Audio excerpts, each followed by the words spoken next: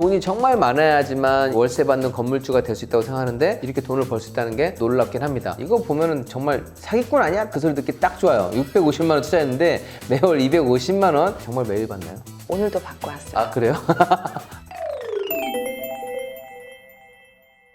여러분 안녕하세요. 행크 초대석의 송사무장입니다. 오늘은 공실상가만 매입해서 매일매일 월세 받는 시스템을 갖추고 계신 부자된 대리님을 모셨습니다. 안녕하세요. 공실상가에서 매일매일 월세를 받고 있는 부자된데입니다. 반갑습니다. 매일매일 월세 받는 걸로 소개해 주셨는데 정말 매일 받나요? 오늘도 받고 왔어요. 아 그래요? 정말 이게 마법 같아요. 상가를 여러분들 투자를 하실 때 누군가 임차되어 있어서 안정적으로 월세 나온 상태에서도 매입하기도 하지만 그게 아니라 지금 현재는 공실이지만 여기에 뭔가의 옷을 입혀서 매일매일 또 현금흐름을 만들어내는 케이스도 있습니다. 한번 자리를 잡아 놓으면 시간이 흐르더라도 현금 흐름을 만들어낼 수 있는 아이템입니다. 자 그러면 크게 세 가지 주제로 나누어서 설명드리도록 하겠습니다. 자 첫 번째는 우리 대인님 사례고요. 두 번째, 세 번째가 여러분들 대박입니다. 소액으로 좀 부담 없이 상가를 사지 않고 그냥 임대를 얻어가지고 매월 350만 원 현금 흐름 만든 케이스. 그 다음에 겨우 650만 원 투자해서 매월 250만 원 현금으로 만든 사례까지 저희가 준비를 했습니다. 자, 첫 번째 사람입니다. 공실상가에서 월세 받기인데 상가 사진을 갖고 왔어요. 그죠? 저게 공실이었을 때 모습인가요? 네, 처음 저희가 사업 시작하기 전에 네. 현장 모습이었거든요. 네네. 2년 동안 이렇게 공실로 방치가 되어 있었습니다. 네, 이게 무려 몇 개월이 아니라 지금 2년 동안 방치된 상태라고 합니다. 정말 적은 기간이 아니에요. 이 주인 입장에서는 엄청나게 피 말리는 그런 케이스인데 부자된 대리님께서 여기서 이점을 하고 300만 원 월세로 내시고 임차인은 한 달에 한 번 내는데 대리님은 10월 1, 2, 3, 4 정말 매일매일이네요. 네네. 공휴일에도 이렇게 입금이 계속 되고 있습니다. 공휴일에도 월세를 입금하시는 날이 되면 그날 맞춰서 입금을 해야 되기 때문에 네네. 저는 공휴일에 일을 안 하지만 네. 저의 임차인분들은 입금을 해주시는 거죠. 여러분들 어떤 아이템인지 좀 궁금하시죠? 200평 공실상가 임대료는 한 번 내지만 매일매일 월세 받고 있는 그 아이템을 한번 알려드리도록 하겠습니다. 사실은 공시상가에서 막 하진 않고 어느 정도 요건이 갖춰진 공시상가에서만 사업하시는 거잖아요. 네, 그렇죠. 최적화된 환경과 네네. 입지와 그리고 네네. 상가를 찾아야 되는 거죠. 네네. 그래서 공시상가여도 다 가능한 게 아니라 수익성이 있다고 판단됐을 때 하게 되는 겁니다. 그럼 여기 입지 간략하게 소개해 주시겠어요? 그러면 여기 사업장 같은 경우는 저희가 상주 사무실을 이용하시는 분들은 보통 반경 1km 이내의 수요를 체크를 하게 되거든요. 28,000세대 정도가 되고 있습니다. 접근성을 보게 되면 요즘은 공유 오피스도 오피스 상권이나 중심 상권에 있기도 하지만 이제는 동네 상권으로 들어오고 있는 동네 상권으로요? 추세거든요. 네. 왜냐하면 여기는 일을 하는 공간이기 때문에 네네. 내가 일을 하면 나의 집과 가까운 곳을 찾게 되는 거죠. 중심 상권이나 오피스 상권보다는 동네 상권이 조금 더 월세가 저렴할 수도 있거든요. 이 사업장 같은 경우는 지하철역도 아주 가깝습니다. 네. 그리고 아파트랑 빌라가 많은 주거 밀집 지역인데요. 이 주거 밀집 지역을 볼 때도 공유 오피스는 가장 많이 사용하는 연령대가 30, 40대이기 때문에 초등학교와 중학교가 많은지를 먼저 체크를 해보고 또 주변에 사무실을 이용하시면서 인프라가 제대로 갖추어져 있는지도 체크를 하게 되거든요. 네. 그래서 공유 오피스 주변에 이제 병원이라든지 은행 그리고 관공서, 마트 이런 또 여러 가지 밥집도 많고요. 또 생활 필수품을 저렴하게 파는 다이소 이런 부분들이 모두 도보 2분 거리에 위치하고 있기 때문에 더 좋은 위치라고 할 수 있습니다. 식당도 되게 중요할 것 같아요. 인프라가 잘 갖춰진 곳이라고 하면 수요가 풍부하다고 하십니다. 자, 그렇다고 하면 어떻게 바뀌었는지 여러분들께 사진으로 보여드리도록 하겠습니다. 짠! 이게 공실상가라고요? 비포가 거의 생각나지 않는 지금 애프터입니다. 여기에 대리님께서는 몇 개 호수로 하신 거죠? 총 42개가 들어가 있고요. 42개요? 한 개층을 통층으로 사용을 하기 때문에 공용 부분까지 흡수를 해서 좀 더 넓게 사용하고 있습니다. 공유 면적도 충분히 이런 회의실까지도 갖춰서 이 오피스 공간을 작게 할 수 있는 이런 공간을 만들어서 업무 효율성을 좀 높일 수 있게 했더니 사람이 붐비는 그런 공간으로 재탄생했습니다. 네, 사진만 봐도 너무 멋집니다. 자, 어쨌든 공시상가에서 매일매일 월세 받기 위해서 어떻게 하셨는지 한번 차별화 전략 말씀해 주시겠어요? 네, 일단은 면적 자체가 이 주변에서는 가장 큰 면적이고 200평이면 작지 않죠. 네. 그리고 또 제가 이 사업장을 창업할 당시만 해도 이 정도의 면적으로 창업을 하는 공유 오피스들이 거의 없었습니다. 네. 그래서 좀 더 시설적인 면으로 차별화를 많이 주려고 했었는데요. 일단은 수요층을 정확하게 타겟은 하고 그 외에 다양한 공간 옵션들을 많이 세팅을 했습니다. 무엇보다 고객들이 처음 방문을 했을 때 훨씬 더 쾌적한 넓은 부분들을 많이 보여주고 싶었거든요. 그렇죠. 라운지와 편의시설들을 많이 제공을 했었습니다. 이게 정말 중요한 것 같아요. 여기도 방 막 만들어가지고 어떻게든 월세를 더 받고 싶어 하는데 6, 70기가 있다 하더라도 다 채우지 못한다고 하면 42개여서 만실로 가는 게 훨씬 더 괜찮은 전략이잖아요. 그렇지 않고 내가 채워놓고 또 손님이 불편해서 나오고 하면 결국 이게 홍보비나 이런 비용으로 또 많이 나가게 되잖아요. 꾸준하게 마케팅도 하고 계시고 요금제도 유연하게 책정하고 계시기 때문에 계속 만실을 채워가면서 좋은 결과를 내고 있다고 하십니다. 자, 그래서 최종 수익을 한번 말씀해 주시겠어요? 네, 전체 평수는 200평이고요. 네. 저희가 한 달 월세가 300만 원인데요. 요즘은 인건비랑 자재비가 정말 많이 상승을 했잖아요. 그렇죠. 많이 올랐어요. 네. 이 시기에 창업 잘하신 거잖아요. 그죠? 네. 그렇죠. 조금 오르기 바로 직전에 창업을 했기 때문에 2억 5천이면 너무 저렴하죠. 평당 120만 원 비품까지 모든 걸 세팅을 해서 비품까지요? 네, 그래서 정말 저렴하게 창업을 했었고요. 월 매출은 2천만 원에서 2,200만 원 정도까지 되고요. 월세랑 관리비, 인건비, 마케팅 비용 이런 부분들이 지출이 되고 있는데요. 거의 1,000만 원 정도 지출을 하고 나면 한 달 순수익은 1,000만 원에서 1,200만 원 정도가 되고 있습니다. 네, 1,000에서 1,200만 원. 어쨌든 지금 2억 5천만 원 투자금은 진작에 회수했겠는데요? 벌써 회수를 다 했죠. 그렇죠. 회수하고 네. 벌써 수익 구간으로 되어 있는 거죠. 여러분들께서 이거 사업할 때 너무 부담되는 거 아니야? 라고 생각할지 모르겠지만 이런 사업할 때는 투자금 들어간 이 원금을 또 빠른 기간에 회수하고 나면 그 다음에는 더 큰 수익을 얻을 수 있는 부분이 되니까 여기도 이미 2억 5천은 한 2년 좀 내에 회수했을 것 같은데요? 2년 2, 3개월 투자금 회수는 모두 했었고요. 이제 손익분기점을 모두 넘겼기 때문에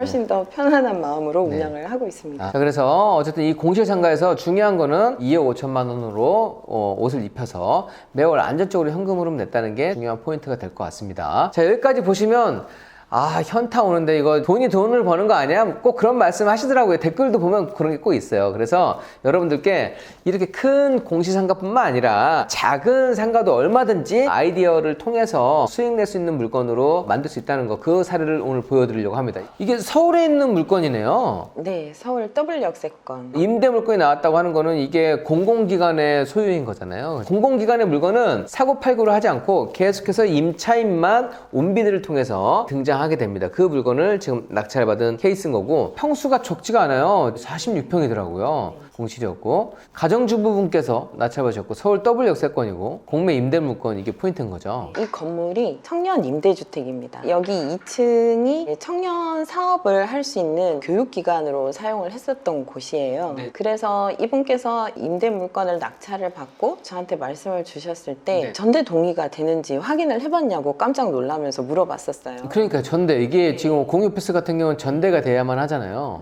그래야 사업자를 낼 수가 있으니까. 전대 동의가 안 되면 이 물건을 어떡하나 이런 생각을 하고 물어봤더니 구청에서 전대 동의를 전폭적으로 지지를 해준다고 얘기를 했다는 거예요. 청년들도 많이 살고 있는 동네고 그리고 청년들의 사업을 위해서 전대 동의는 충분히 해줄 수 있다고 해서 사업을 시작하게 된 케이스입니다. 그래서 여러분들이 이거를 이해를 하실 때 이거 그럼 물건 소유주가 누구야? 그러면 여기 지금 집행기관 서울시 강동구의 지금 소유 물건이네요. 그죠? 강동구청이 갖고 있는 물건을 이렇게 임대로 내놔서 그거를 지금 낙찰받은 케이스에 해당되는 겁니다. 지하철역이 표시가 돼 있는데 여기하고 완전히 가까운데요, 여기? 대박인 게 상가 시세보다 훨씬 저렴하게 낙찰을 받으셨더라고요. 여기가 지금 W역세권인데 주변에 다른 지상층 상가들은 제일 저렴한 게 최하가 9만 원이거든요. 평당 9만 원. 네, 전용 면적으로. 네네. 지금 평당 9만 원이면 지금 414만 원이 원래 정상적으로 납부해야 되는 시세인데 지금 이분은 얼마에 거신 거죠? 지금 한 달 월세가 140만 원 정도가 되는 거죠. 예. 한 달 월세가 지금 140만 원이니까 평당 지금 3만 원 정도에 받으신 거네요. 그죠? 거의 3분의 1 가격에 임대를 구한 겁니다. 관리비 포함 140만 원대라고 하니까 관리비까지도 저렴해. 무려. 강동구청이 주인이기 때문에. 강동구청. 나도 강동구청한테 세 얻고 싶다. 여러분들 구청거가 있어요. 구청거가 다른 공공기관도 관리비를 포함해서 이 월세를 받는데 관리비까지 저렴하게 받아서 청소도 다 해주는 거잖아요. 그러니까 너무 괜찮은 거예요. 물도 전기도 포함된 금액이니까 사업하기에 너무 괜찮은 조건이 되는 겁니다. 자, 이게 임대를 잘 구한 것도 능력이고 여기에 새로운 아이템을 입히는 것도 공부했던 분만 가능한 건데, 자, 그래서 낙찰 당시의 내부 시설 이것도 그렇게 나쁘지 않네요. 네, 청년이 사업을 하기 위해서 교육기관으로 썼던 곳이기 때문에 책상이라든지 이런 파티션 부분, 공간 분리까지 다 되어 있던 시설입니다. 네, 너무 괜찮네요. 그런데 이게 조금만 더 건들면 너무 만족할 것 같은데 그런 부분을 해주신 것 같아요. 짠! 오, 일단은 밝아졌네요. 네, 훨씬 더 밝아지고 사무실 공간을 몇 개를 더 분리를 하셨어요. 제가 시장 조사를 자세하게 해보라고 말씀을 드렸더니 이런 청년들이 많이 모여있는 곳들은 독립된 사무실을 쓰기보다는 오픈 라운지석을 더 선호를 하는 거예요. 오픈 라운지를. 좀 더 저렴하게 공용석 오픈 라운지석을 선호하고 주변에 청년 임대주택들이 많기 때문에 청년분들이 이 공간에 와서 많이 사용을 하게 되는 거예요. 그러면 어쨌든 구청에서도 되게 좋아하겠네요. 본인들이 원래 계획했던 사업을 지금 민가사업자가 받아서 더 쾌적하게 만들고 비용도 막 그렇게 무리하게 책정하지 않았을 것 같은데요. 네, 또 이 주변에도 공유 오피스들이 많거든요. 근데 이분의 가격보다는 훨씬 더 많은 돈이 투자됐기 때문에. 그렇죠. 여기는 지금 투자금 3,500만 원이고 매월 월세랑 포함해서 140만 원밖에 안 나가잖아요. 다른 곳은 가격이 높기 때문에 손익분기점이 높아서 사실 가격 책정을 낮게 하면 본전도 못 찾을 수 있으니까 안 되는 겁니다. 그래서 여러분들 이런 사업할 때 정말 중요한 거는 매월 고정 비용을 최소화할 수 있는지 그 부분도 정말 중요한데 140만 원만 넘기면 되는 거니까 이분은 뭐 손익분기점이 되게 낮은 건데 다른 분들은 300, 400을 넘겨야지 수익 구간이 된다는 얘기죠. 공매 임대 물건 같은 경우는 보통 1년 기간으로 임대를 하는데 연장을 계속 할 수 있는지 한번 확인을 해보라고 말씀을 드렸었거든요. 구청에서 이 공간을 청년들의 사업을 할 수 있는 공간으로 잘 운영을 해주면 5년까지는 계속 연장을 해주겠다. 좋습니다. 네. 연 1,500만 원이라고 하면 일시납으로 딱 내놓고 나서 3,500이면 5천만 원으로 딱 투자한 거네요. 이 월 순수익 350만 원이라고 하면 뭐 5천만 원으로 월 순수익 안정적으로 할 수 있는 게 없잖아요. 너무 괜찮은 것 같습니다. 이렇게 구청이 소유하고 있는 물건, 공공기관이 소유하고 있는 물건은 평생 안 팔아요. 웬만하면 그거는 계속해서 임차인을 구하는 공고가 나오게 되는데 그런 물건에서도 얼마든지 기회를 만들어낼 수 있다는 겁니다. 이거 보니까 너무 좀 재미있고 또 희망을 가지시는 분들이 많이 계실 것 같습니다. 이분 사례를 보면서 저도 계속 공매 임대 물건을 또 검색을 하게 되더라고요. 맞아요. 이게 회원분들의 사례를 보면 아 이걸 이렇게도 하는구나. 저도 늘 배우거든요. 자, 이번에는 겨우 650만 원 투자해서 매월 250만 원. 야, 이게 말이 되나? 이 정도면 거의 사기급 수준 아닌가? 나올 정도로 공부 안 한 사람한테는 사기고요. 공부를 하게 되면 이런 엄청난 결과를 만들어낼 수 있는 겁니다. 네, 이분 같은 경우는 지방에 살고 계시는 평범한 주부분이시고요. 강의 수강하시고 이제 입지 분석 하시는 방법을 충분히 연습하신 다음에 틈새 입지를 정말 잘 찾으셨어요. 와, 이게 50평이 월세가 58만 원이에요? 지금 이 지역 같은 경우는 대구거든요. 대구는 지금 공유 오피스가 중구와 수성구에 많이 밀집되어 있습니다. 근데 그 지역과 가까우면서 피해갈 수 있는 틈새 입지에 노후된 건물을 저렴하게 임대를 하신 거죠. 주거도 많이 밀집되어 있고 인프라도 도보 5분 거리에서 모든 걸 해결할 수 있게끔 잘 갖추어져 있는 그런 입지를 잘 고르신 거죠. 처음에 임차를 하실 때 상태가 도면에 보이시듯이 저런 구조로 되어 있었거든요. 아, 이 상태예요? 네. 지금 비포인 거죠? 네. 여기에서 이분이 애프터로 한 건 조명을 바꾼 것밖에 없습니다. 아, 진짜요? 저 사무실 짓기까지도 그대로 받으셨나요? 네네. 어떤 회사가 사무실로 쓰던 것을 그대로 인수를 해서 임차를 한 케이스고요. 작은 공간 3개 정도만 임대를 해도 벌써 월세를 충분히 넘어서는 이런 상태가 된 거죠. 이 공간을 한 몇 개 정도로 나눴나요? 이 공간 2개를 임대를 하시고 그리고 이 큰 공간을 사무실로 임대를 하셨고요. 그리고 또 이 공간을 창고로 임대를 하셨다고 합니다. 그래요? 네, 그리고 이제 여기랑 여기는 비상주 세팅을 하신 거죠. 네. 대박이다. 네. 예. 그럼 건든 게 없네요, 정말. 네, 조명만 조명만 650만 원, 이게 월 순수익 250만 원이 됐다고 합니다. 분위기 자체가 업무용 공간에 좀 편안하게 되어 있구나. 그렇게 큰 회사가 하나 썼던 공간을 쪼개어서 임대를 하고 나머지 공간은 또 비상주로 활용을 해서 이렇게 했다고 하는 거는 배웠기에 가능한 것 같습니다. 네. 650만 원 투자해서 250만 원 수익 거둔 이 사례도 소개를 해드렸습니다. 나도 정말 이런 것도 한번 해보고 싶은데 라고 생각하시는 분들 많이 계실 거예요. 요즘에 안정적으로 수익 나오는 게 좀 쉽지가 않잖아요. 예, 은퇴하시는 분들, 주부분들 다 사실 현금 흐름이 로망입니다. 돈이 정말 많아야지만 이 월세 받는 건물주가 될 수 있다고 생각하는데, 그게 아니라 공시상가 아니면 기존에 있던 사무실을 활용해서도 이렇게 돈을 벌 수 있다는 게 놀랍긴 합니다. 누군가는 항상 뭐 또 끝물이라고 하고 안 좋다고 얘기하지만 항상 잘 운영하는 분은 계속 안정적으로 좋은 성과를 내고 있다는 거 말씀드립니다. 자, 그러면 여러분들께 공유 오피스 창업을 할 때 도움되는 팁 준비했습니다. 네, 공유 오피스 같은 경우는 첫 번째로는 우리가 입지를 선택하는 게 가장 중요합니다. 네. 그렇기 때문에 창업하는 입지를 선택을 할 때는 항상 수요 대비 공유 오피스가 어느 정도 공급이 되어 있는지 이런 부분들을 꼭 그렇죠. 체크를 하셔야 되고요. 네, 그래서 여러분들 창업하실 때 그냥 무조건 돈 된다고 해서 들어가시면 안 되고, 경쟁업체가 가장 큰 리스크입니다. 그래서 그 입지에 얼마나 많은 업체들이 입점해 있는지, 그리고 입점한 업체의 현재 영업 성과는 어떠한지. 현재 영업 성과가 안 좋은데 또 들어가면 더 좋을 리가 없거든요. 엄청 크게 들어가거나 엄청 럭셔리하게 들어가거나 그게 아니라고 하면 힘들기 때문에 이 부분 중요한 것 같습니다. 그리고 두 번째는 공유 오피스 사업에 최적화되어 있는 입지가 있습니다. 그러한 입지와 상가가 저렴하다고 해서 공유 오피스를 운영할 수 있는 건 아니거든요. 그렇죠. 그래서 상가 조건도 꼭 체크를 하시고 앞에서 설명드렸던 것처럼 고정 경비가 최소화될 수 있는지 이런 부분도 체크를 해보셔야 합니다. 이 오피스를 이용하는 분들이 활용할 수 있는 그런 편의를 설치할 수 있는지 아니면 되어 있는지를 또 확인을 해야 된다고 말씀해 주십니다. 그리고 뭐 고정 경비는 뭐 이건 말이 필요 없죠. 무조건 월세가 낮은 게 가장 좋으니까요. 그래서 이 두 가지 조건을 갖추면서 월세가 낮는 걸 찾는 게 포인트잖아요. 그죠? 네, 여기서 또 한 가지 팁을 말씀을 드리면요. 네.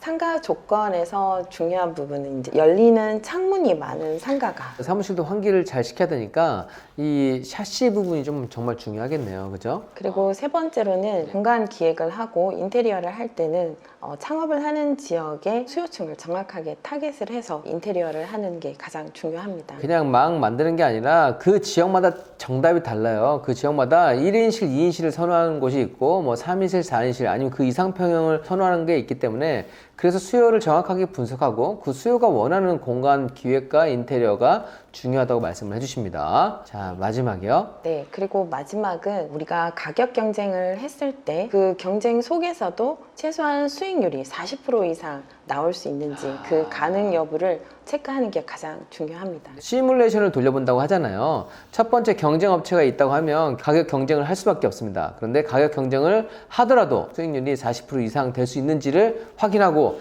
이런 조건이 모두 좀 만족되었을 때 계약하고 사업을 시작한다고 하십니다. 물론 지금 큰 부분만 좀 말씀드렸고 조금 더 디테일한 부분까지 챙긴다고 하면 더욱 더 안정된 창업이 가능할 거라고 말씀드립니다. 공유 오피스도 공간 기획 부분은 저는 너무너무 중요한 것 같습니다. 말씀해 주셨듯이 정말 요즘 많은 분들이 안정적인 현금 흐름에 기대를 가지고 또 공유 오피스 사업을 관심을 가지시는 분들이 많으시더라고요. 네네. 근데 공유 오피스는 공간 기획도 해야 되고 또 그 공간에 최적화된 환경을 서비스도 해야 되고 이런 여러 가지 부분들이 있기 때문에 입지 선정에서부터 운영 마케팅까지 이런 시행착오와 리스크를 최소화하려면 우리가 사업에 대한 충분한 준비 과정이 필요할 수밖에 없습니다. 대인님도 처음 하시기 전에 스터디 정말 많이 했잖아요. 네, 그게 큰 도움이 되었었고요.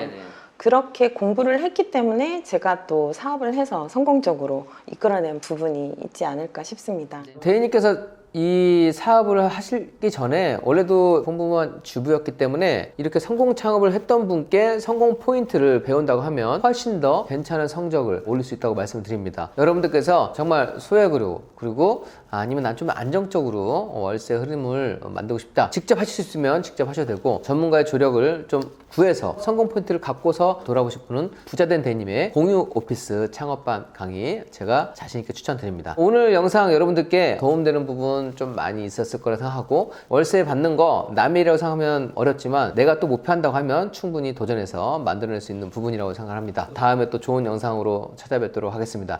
자, 오늘도 긴 영상 시청하시느라 수고 많이 하셨습니다. 감사합니다. 감사합니다.